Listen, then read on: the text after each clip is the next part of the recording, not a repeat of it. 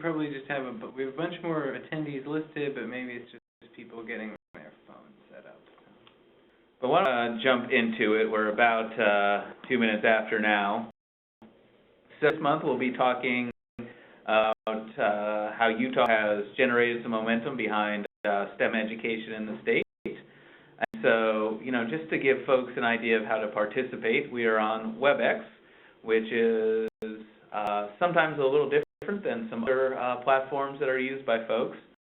But we invite you to ask questions throughout the conversation today. You can do it in two ways. The easiest way is most likely just by using the chat function. If you are on the web, there is a button for the chat, as you can see on your screen right now. And if you type in there, we, Rob and myself, will be following the chat and communicating your questions over to our presenters so that we can get everything answered. So we appreciate that. And then also, if you're just on the phone, you can unmute your phone using *6, and then jump in with a question as well. And if you are on the phone and you're not muted, please do mute your phone to minimize any kind of background noise. There's the slide for that. Just so you know, we will be taping this, so and your remarks you make will end up on the recording, just an FYI. So a little bit about us. I'm Michael Feeder, who's the director of STEMx, and I'm here with Rob Evans, our communications director. We are now a network of 21 states and territories across the country. You can see we have our footprint. And what we do is we provide kind of the connective tissue for all of these coordinating bodies within the state to share best practices around STEM education and learn from each other, and also harness the power of multiple states coming together to be able to do bigger and better things and get more attention for the work going on.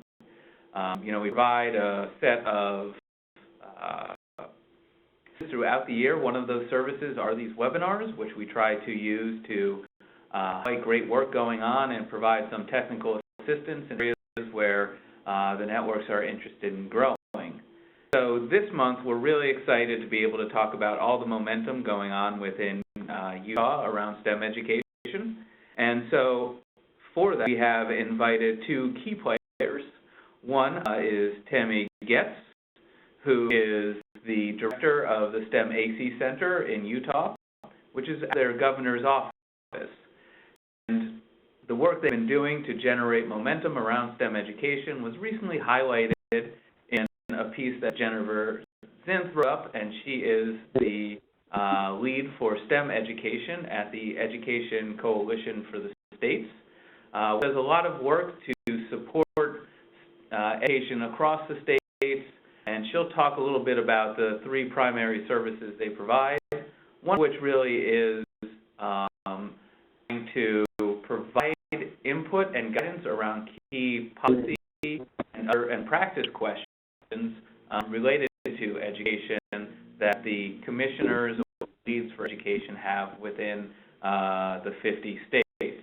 So it's a lot of potential work in that one area, but we're really excited that she was to put together this report. And so with that, I want to turn this over to Tammy, and you can kind of jump in and talk a little bit about what highlighted in this report, and also we can think about how best to get some input from the states too who are on the call. Well, thanks. I appreciate the opportunity to work with STEMx, and we're excited to be a new member of the STEMx community. And I also want to say thanks to the Education Commission of the States and Jennifer for working with us, kind of highlight some of what we're doing, which is extremely helpful for our efforts to shape what the state has been doing to, with our businesses and our legislators. So, some of the key takeaways that were highlighted in the report, are some of the elements that have become kind of key functions or key outcomes of the STEM Action Center One is the idea of an organization that plays the role of a statewide kind of convener to pull people together, to identify resources, connect these resources to the needs, help keep all of our partners in a productive dialogue. And that single entity being STEM Action Center is, where do you house it? And that was a part of the conversation is where does an entity like this reside? And, it was chosen to be in the governor's office. The second thing out of that was this idea we were funded by generous, quite by our state legislature. In fact, it's humbling to think about going into our fourth year, how generous our legislators have been with us to the tune of $48 million. And about the 6.5 of that being ongoing. So, that stable funding and the fact that a portion ongoing is for operations has allowed us to be sustainable day one, which makes a huge difference in how we operate an ongoing budget every year. And mainly, one of the things that came out as a thing that was highlighted was the fact that we decided from the beginning that a core function of ours would be research and development, R&D, and that would require third-party independent evaluation. And I know this isn't unique to STEM initiatives. I know there are a number of other states that use, outside evaluators, such as Iowa, where they work with some of their universities. What we've done is taken some process in which we work at the State Office of Education, look at, say, K-12 supplemental tools.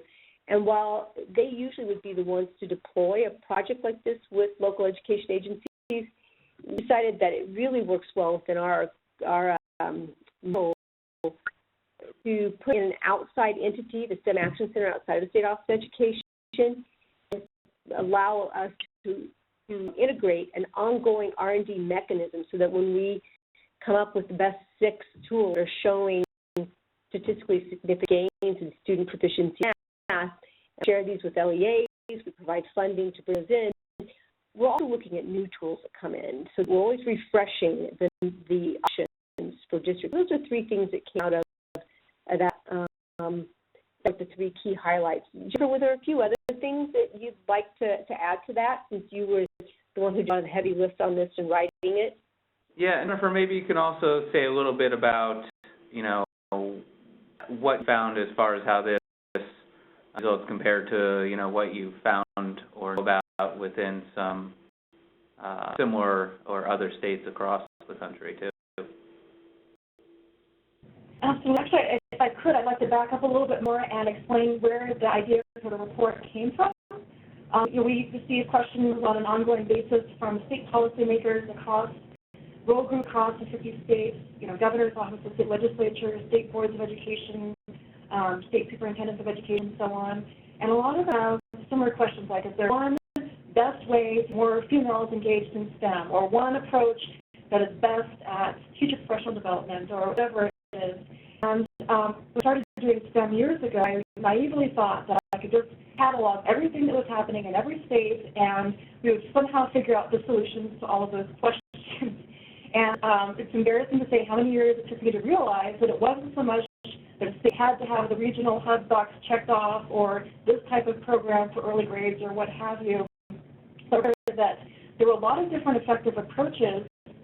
These are also very different from one another. That said, you need to have these 3 components in place: state coordination, adequate and reliable funding, and some sort of evaluation component in place. Because even if just one of those is missing, you're likely to see the return on investment, or be able to answer those types of questions in terms of programs that are most effective for student subgroups or across the state, or know that programs that are high quality are having their intended reach across students across a given state. So I don't know if any other key components of this report that I'd like to highlight, but I would like to point out that Utah isn't the only state to have adopted an approach that takes all of 3 of these elements into consideration. Idaho has actually replicated the Utah model very successfully in a very short amount of time. There are also other approaches, such as in Massachusetts, where things house in the higher education department, or in Iowa, where the governor really plays a bully pulpit role, and has been extremely effective in getting STEM support through his STEM Advisory Council. And clarify that because I think there was some confusion about is Utah the only state that is doing this, and that's still not the case, but it is one effective model, and it is easier to explain to policymakers what the steps are to implement an effective model when you focus on an individual state rather than take many states into account. Yeah, Angela Hemingway from Idaho's STEM Center call. So I know we didn't warn you at all, but if you want to jump in here and compare your experiences, we won't put you on the spot quite yet, but I wouldn't be surprised if that happens at a point later in the conversation.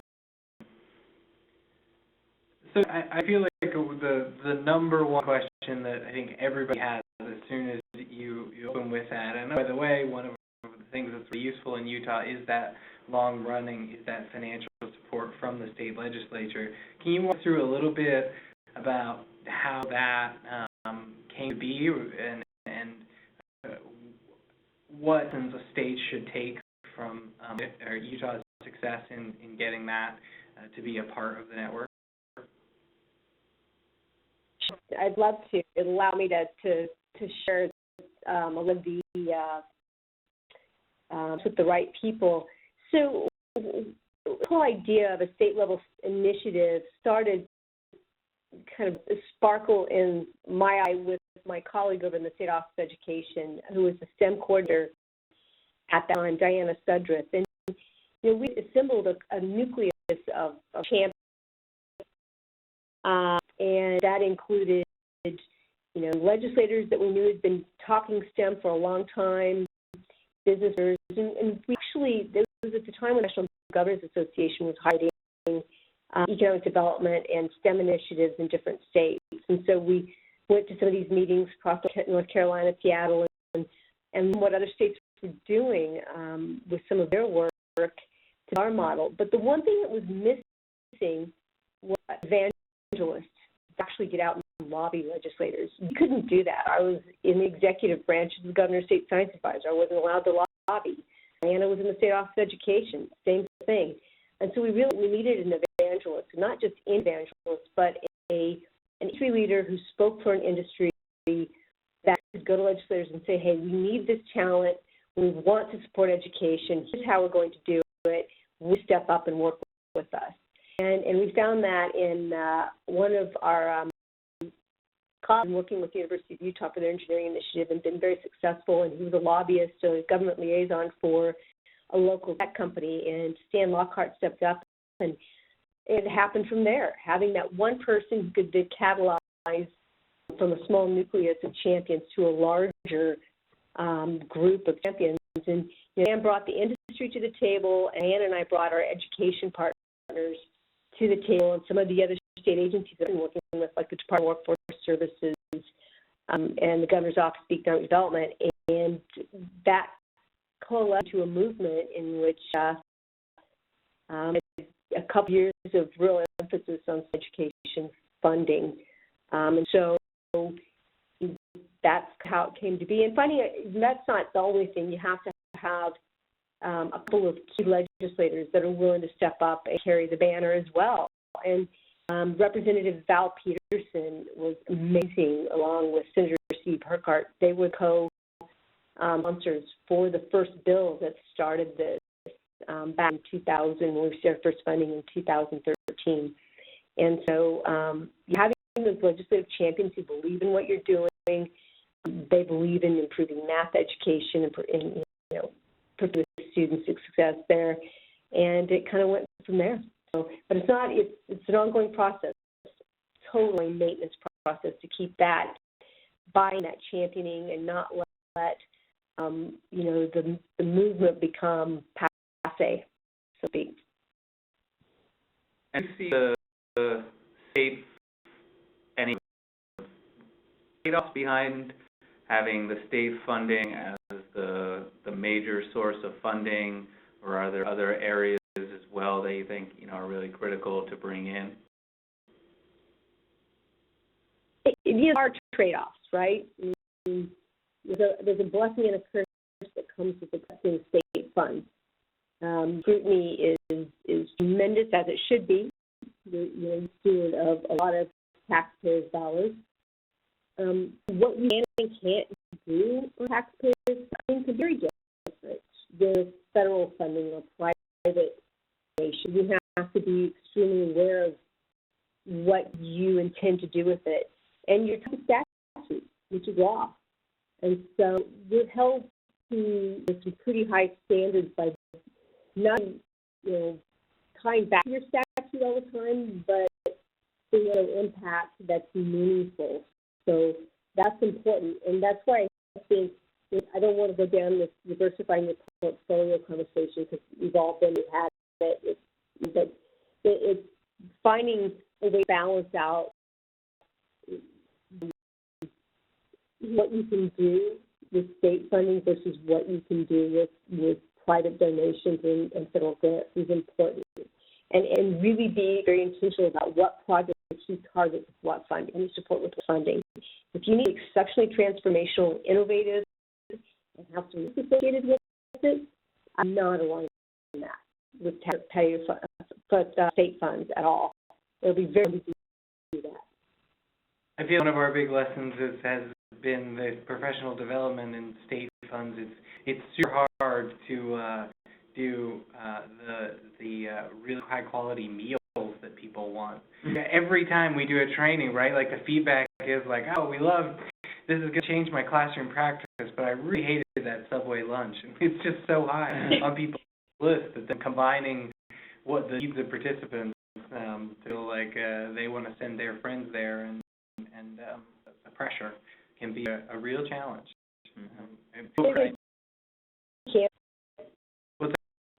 So be careful with the projects you take on with to show impact, because, like, for instance, professional development or professional learning, it's not a one-size-fits-all. Every district has, it's the way it wants to do DD, and to show consistent impact, and what they're looking for. They want data and they want results yesterday, and a very long-term effort or endeavors. That is a great segue then, and I'm not sure whether, Jennifer, you want to jump in, or Tammy, you could tell us about how you do the measurement of impact and some of the examples that folks could take as a place to start. To Jennifer, do you want me to? It sense for you to jump in on this one. Okay, I just want to give you a chance. The impact, that's an interesting one. Communicating it is the other part of it. Certain things that are pretty straightforward, like, for instance, if you're trying to improve math skills and proficiency with students, there's some pretty straightforward ways to assess that, right?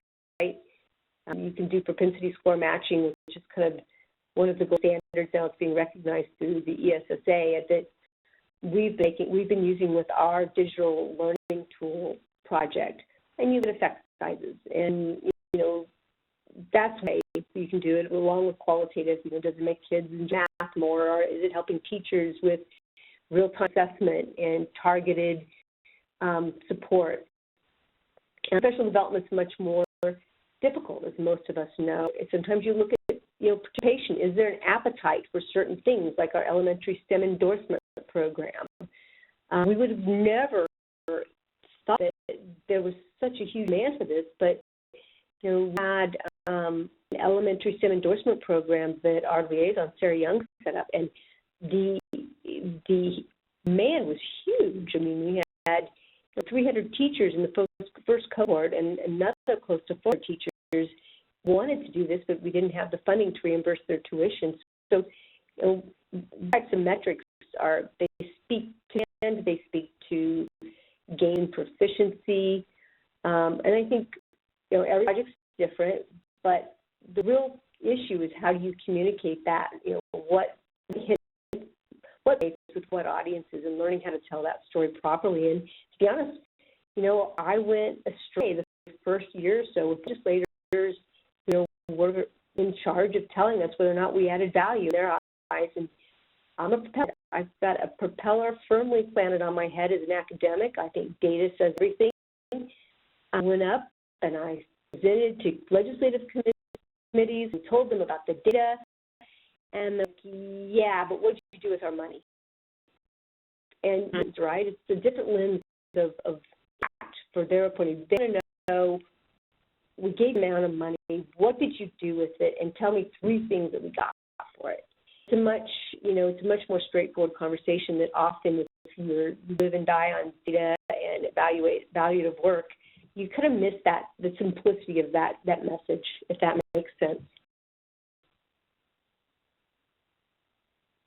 So, I'm curious, based on that, if, after the first year, if it led to then shift how you carry out your work, and, also maybe you're thinking about how you would have initially focused your work based on the types of input or inputs and outcomes that the legislatures are actually looking for. If I could turn the clock back, Michael, I definitely would have, if I charged by identifying the projects, which I wasn't because I didn't come into the director role until, the second year. And the second projects had really been identified by that time. But I would stay away from, professional development is hard, and I keep bringing it up, but it's a very complex to implement. No one's found a really silver bullet that works. There's out there, but, a very contentious conversation in our state to tackle. It's out. We're seeing gains. We're seeing some real success with math, but it's more straightforward. Actually looking at what you can deliver on, kind of back engineering, from looking at, kind of area of need and saying, how easily can we deliver impact on this in the first several years, and look at the ones that have very clearly defined deliverables and start there. And once we establish ourselves, we establish our reputation, our credibility, kind of buy patience from people. They're going to buy in and say, okay, well, these people know what they're doing. Give them a couple of years to prove this out, kind of have a little persistence with it. And then that's when you say, okay, let's practice something a little bit more challenging, like professional development. Perhaps if there's a need for it, and that's what the district's telling us. And that's the other thing that we've learned about this is in our districts, or education agencies, or districts that are charter schools, we're looking to have them define what we step out on next, and letting our industry help us define rather than working with a small, kind of confined group of that, if that makes sense. So, changing how the strategic planning approach, how we decide what's out on next, and let's be very intentional about it and think about how you can deliver on impact, and metrics. Great, and I think that conversation around what's a place to start, maybe not professional development, maybe something else. I'm partially hawking our blog here. The way I was introduced to Tammy and her work in Utah was actually not. I know Mike and she had been having some conversations about STEM in the state generally, but we do have a detailed Q&A about STEM Action Day, and I'm trying to remember it. Let me summarize it, and you tell me what I got wrong. It's basically a day where you put together a whole bunch of science activities in a big convention space and say, Utah schools, bus your kids here and we'll get them a quality STEM experience. So, I add a couple of days to it. It's actually just finished third STEM Fest earlier this year. It's a 2 event. This year we had close to 2,000 kids show up over 3 days, middle school children. On the final day in the evening, we had about 5,000 attendees that were family-oriented attendees. You could come in, it was open to families in the community, so we had about 5,000 attendees for that, close to 60 companies. And one of the things that since we've had we've done twice, is that to stress to companies and partners, we're looking for hands-on, we're looking for demonstration-based activities for the kids. And so, yeah, it's been growing. There's a couple of other smaller regional ones now that we support. And we bus in kids from all over the state. We had some kids from Colorado that came from border schools, Arizona. So it's highly popular. And to be honest with you, I thought companies would tell us we were crazy after the first one, having been there for 3 solid days. But they came back to the second one and ready for next year's at the fall. So that's been hugely successful. That's great. I just want to make sure we're making time to get our audience engaged as well and kind of have not only their questions, but also get some input about, the line. And so, we're curious about, the type of model that, your state has for STEM education or that your organization is using. For example, Tammy's group is out of the governor's office. We know some states, have kind of standalone nonprofits or public-private partnerships, centers at universities, some within departments of education. So if you wouldn't mind just using the comment box or jumping in to provide some context for how your or state is coordinated, that would be really helpful for us to get a better sense of, where we can continue the conversation. So, I invite folks to either open up their line or add some comments in the comment box about how your STEM is served. And while you're doing that, Tammy, I'm going to do a little a quiz for you, and I want to see if you can react to this for me, just to fill a little bit of airtime. So I heard the strangest evaluation method I've ever heard in my time in education yesterday. And if I was a staff member and I pitched this to you as okay, for our PD program, this is what I'd like to use. I'm hoping to hear how would you evaluate this kind of evaluation method?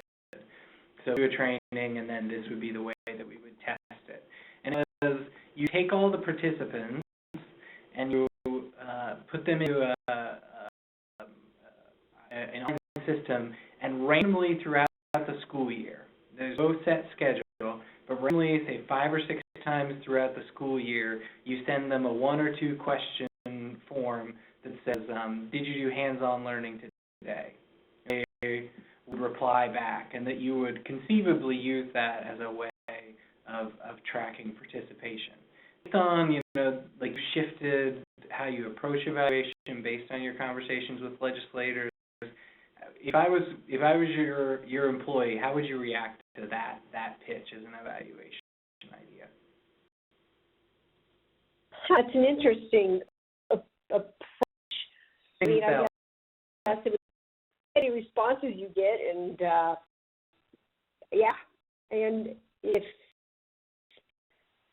I would have to have more information on how many school districts you're going to hit, what your sample size is going to be, time of the day, the year. I mean, that has everything to do with it, right?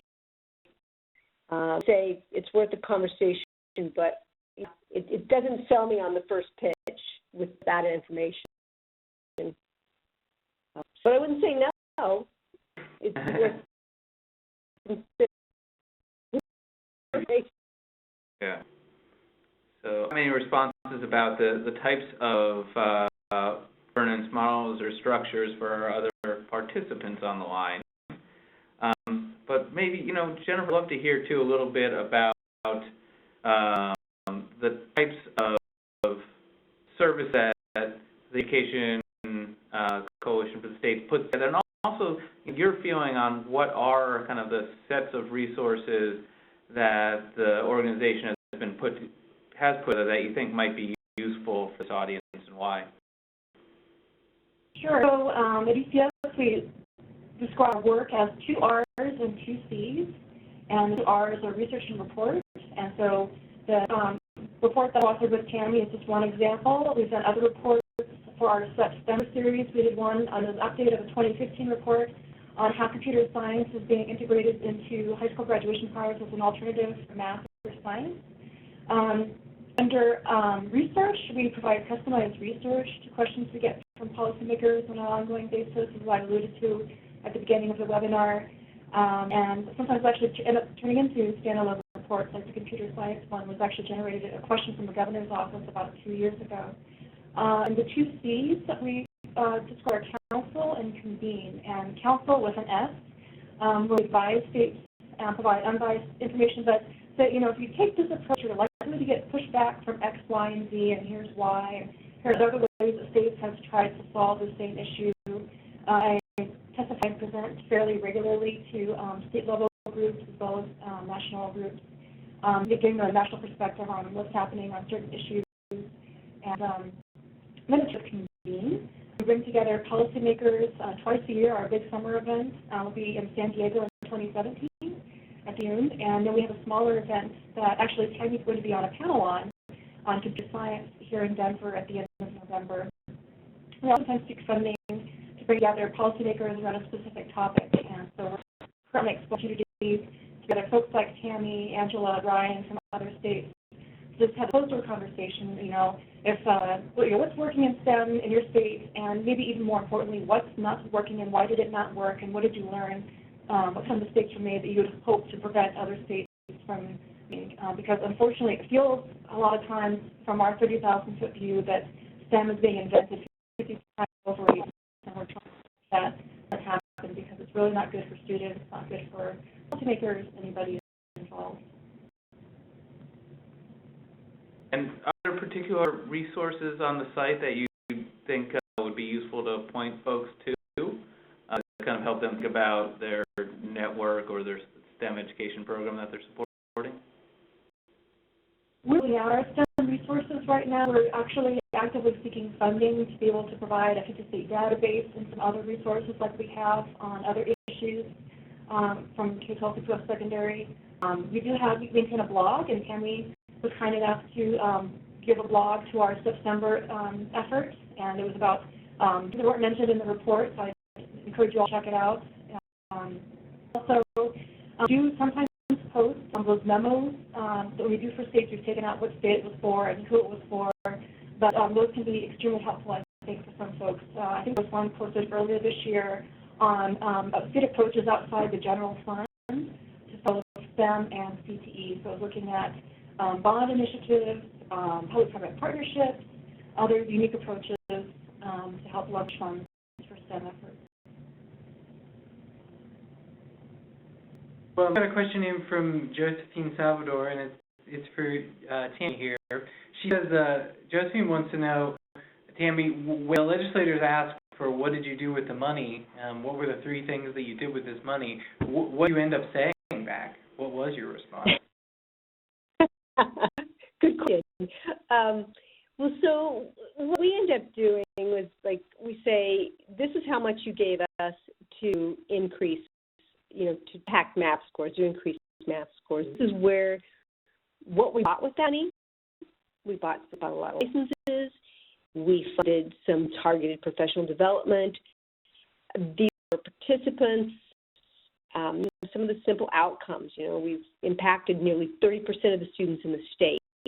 We've did 9 products, and this year showing that 6 of those 9 products have effect sizes that, either large they exceed threshold of 0.16, that they say that, using these tools definitely causes an increase in scores for students. It improves their proficiency, and it's statistically or not statistically different. And we keep it as simple as that.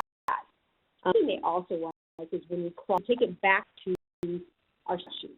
We said, what you gave us, this is what you told us to do by statute. Here's what we did. And we stayed to the statute, and this is what we're seeing from that in terms of the number of people, if we got some data outcomes. So that's kind of how we let out to our legislators now. And it seems to be very well received. It's got a level of accountability to it.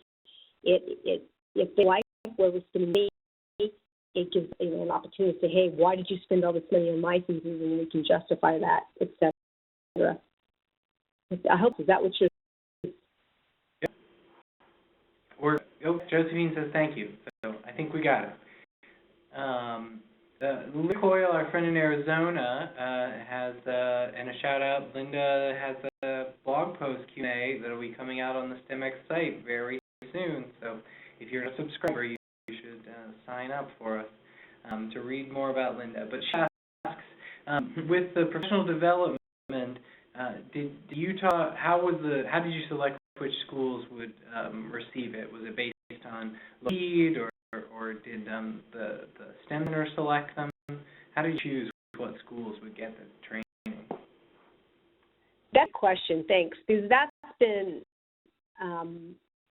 it's been not sensitive, but it's something we paid a lot of attention to, because any state, we're trying to find a balance between enough sites to help drive success and identify the process and help support our local education agencies, but all allowing those local education agencies the ability to say no if they don't want to participate, and the ability to have some control over what they ultimately do and what they hope to get out of the project. We use an application process for all of our projects. We say, hey, if you participate in this, send an application for, however many you'd like for which of these products you've had a chance to look at and review in some of the travel shows that we've had vendors go out with and we do ourselves. And they get to apply and say, hey, I want 2 Dallas licenses, and this is just with math. I realize you have PD, but this is more of a simple approach. And then we use our funding and try to equitably allocate so that everybody gets at least half of what they requested, and we work with them to find additional funding above that. We negotiate some pretty tough license costs with our product providers as well. It wasn't quite that easy. What we did, we have, by statute, we're required to use a video-based online platform called Edit. It's a newer version of one that some of you may be familiar with, which is PD360 from School Improvement Network. The school districts could come in and say, okay, X number of licenses for this platform, and we want X licenses, these types of supporting that resulted in more of a blended or hybrid model. So it could have been, to support coding mentoring, maybe workshops, but high quality professional development opportunities that have multiple touch points over time, and it can be into any framework that they already had in professional learning communities or beyond that. So we awarded that through a grant process, and we just started the program this year. We had 122 applicants and funded 78 of those across the state, and the LEAs are excited. A chance for them, to not only implement professional development within, a 3 to 5 year plan, but to have the ability to get the resources they need to do that. And plus, we provide the third-party independent evaluation to help them assess whether it's working or not. To share, with permission from the LEAs, we can take names off, but we can maybe share some templates of some of those professional development grants that we think are kind of best practices with you. We can sanitize and share if you'd like. We've had some very innovative projects that have come in for PD. It'd be great to be able to share those resources out. We will definitely follow with you in regards to that. Regularly do an email out that has notes and the recording from the webinar. So we can package all up that all up and get it to anything. We're learning. We're on a huge learning curve, so we're not the experts, but we can certainly tell you how we did it and keep you updated on how it's going and lessons we've learned.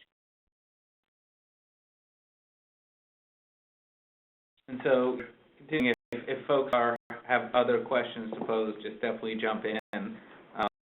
We have plenty here, of course.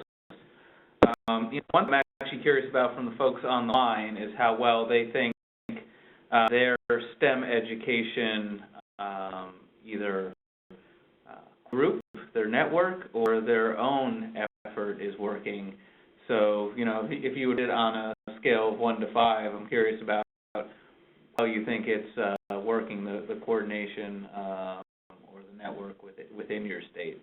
And so while we have the chance, it would be interesting, Angela, if you're able to unmute, it would be great to hear a little bit about, how you've been able to build momentum within your own state, and maybe where you've seen this model differ, where you've kind of stayed the course, and just how things are going, and just general comments as well.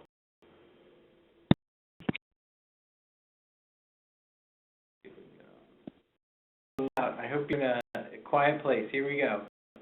We're now good. You are muted here. Okay. We can hear you. Can you hear me okay? Yeah. Excellent. So, yeah, kind of like you had said, Michael, we are definitely modeled after the Utah STEM Action Center, but our model did not include heavy support around licenses and around specific products, but we have very similar legislation. So we've actually been working with STEMworks through Change the Equation, and our grant just closed to provide professional development, and we did have 12 vendors and universities that applied to do some statewide PD for us, and we are offering $75,000 over a course of potentially 5 years. So each year they could receive that amount to institute what we've defined as high quality professional development. We've got a white paper out on exactly what that means to the STEM Action Center here in Idaho, but very similar to what Tammy and others have said, in addition to that long-term job-embedded, immersive type professional development that's very reflective. Tammy indicated we are also working to get some strong research behind that, so that on paper we will select 4 vendors perhaps to institute this professional development, but then we need to know that the teachers thought it was high-quality professional development. So working now with the university in order to it'll be primarily survey data to ensure that the teachers are receiving what we feel is the highest quality professional development that we can provide. But I agree. I think we have a magic bullet. We're already seeing some issues with some of the applications that have come in for lack of clarity on exactly what they're going to do. So we got quite a bit of work to do around that particular model. But like Tammy, we are on such a big growing or learning curve, and we are happy to share kind of what we have and what we've done. And certainly once we figure out who we're funding and who we're not, we would be happy to share some of the pitfalls that we ran into and some of the additional questions we should have asked. So there's a lot wrapped around that. We are, unlike Utah, which does host more regional or statewide STEM fests, we cut through the other approach, and we said, communities throughout Idaho, we have nearly $40,000 available for you to apply for to do community STEM events. And we rolled out grants of about $1,000 for communities, which to everything from libraries to schools to other nonprofits, boys and girls clubs. We host those events, and we actually are collecting all of that data now, primarily in the form of parent and student interest and awareness surveys. So we got nearly 5,000 surveys that have come in, and surprisingly, about 10% of those were taken in Spanish.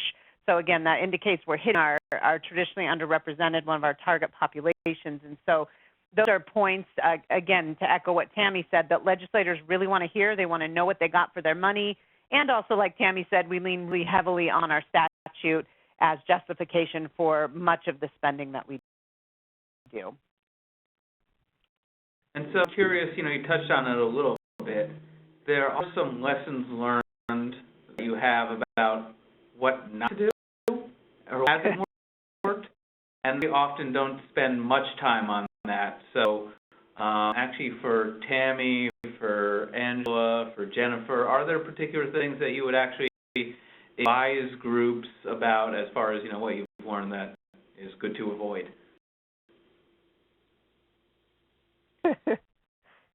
Well, I'll hop right in. I think one lesson I learned early when I visited the Utah STEM Action Center was that we needed to have a really solid platform for accepting grants that could also be the platform that allows us to vet the grants and determine which ones are being funded. And so, when I visited with Tammy, had selected a platform, and so based on that, we were able to launch a platform here. So certainly I think having that awareness of if you're going to be accepting a lot of grants and you want to be able to send out to reviewers outside of the agency, which is what we rely very heavily on, that you have a pretty seamless way to be able to do that. Otherwise, you've got junkies and Word docs and PDFs and Excel files, and things got really messy last year. So that, I think, was one of our biggest lessons we learned. Quickly learned it from Utah, and it really has helped already this year to streamline our process. Glad to know. I think from us, looking back, some of our earlier conversations in Action Center were that we felt that we would rely on the governor's office marketing and communication people because our needs for marketing and communication were not that great. And we knew that was a mistake about 6 months into it. The conversation dramatically changed because we felt like one of our biggest obstacles was awareness. We weren't going to succeed if selected people were the only ones who knew about us, right? We needed to reach out to people who not didn't know what STEM was, but quite frankly, there were a lot of people out there we found once we started doing some kind of marketing surveys that were fairly antagonistic towards STEM. Which is a little bit different communication process and much, much more on the ground intention style communication, right? And it's almost kind of behavioral type work where you're looking for, what you say to somebody who has no awareness versus what you say to somebody who already has notions that are actually somewhat hostile. It's very different. And we realized that we underplayed the need not only for a significant amount of marketing communication work, but a fairly sophisticated approach to it that recognized that just because we love STEM didn't mean everybody else loves STEM, and that we needed to really change that perception. And I feel like right now we're kind of in that same place with Career and Tech Ed, or CTE, as it plays into STEM. We just got out of several meetings today that it kept coming up, CTE and STEM. I'm like, are you kidding me? Don't you see it? I mean, K-6 Computing Pathway Initiative, it's like the heart of STEM. But, you got to step out of your own pace and realize that people out there don't think about this day in, day out. So I would say never underemphasize marketing and communication strategy and how you do it. I love what Jeff Weld in Iowa does with their marketing work, and I've looked at some of their stuff. But I would say, if you're when you're starting something like this, move out strong on that. And I may be preaching to the choir, but that was certainly something that caught us off guard. Yeah, I would totally echo that. I've had a lot of conversations with state policymakers, and they don't understand that STEM is more than just getting a math credit for high school graduation, or they think that STEM is for students over here and CTE is for select students over there. As you can only imagine, the message getting filtered down to the district and building level, especially for the students we're trying to increase the numbers of in STEM programs.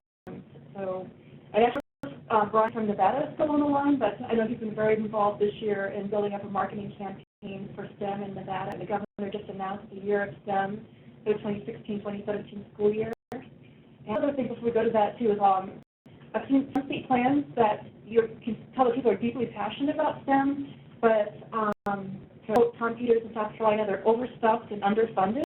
They care about this issue. They want to do everything from preschool all the way through post-secondary. And it may be better off, particularly if states have the state structure, coordination, the funding, evaluation, to be more judicious and just pick 5 things maybe to start off with and see where those go. So that's my answer for that one. We are ready to hear from you if you want. I will say. Sorry, Brian. You're the call-in user, so I can't actually. I can't unmute from our side, but draft you like I did for Angela. But you want *6 will get you a live line, I believe. So, we probably have just time for one last question here. As I feel free, Brian, if you do get unmuted and you want to jump in. But my question, where we of what's coming forward with how ESSA might shift power to the states, and where you sit now, Tammy, kind of what you see as kind of the next steps that you'll be taking to make sure that, you know, Utah is prepared to kind of keep STEM as a priority within the education plan for the state. It's a question, and in fact, we're supposed to be having a meeting with the State Office of Ed folks next week about this. I mean, right now, the immediate need is to make sure that as we move out with our professional development project, that we kind of aligned with the SSA, you know, what guidelines will come out with that.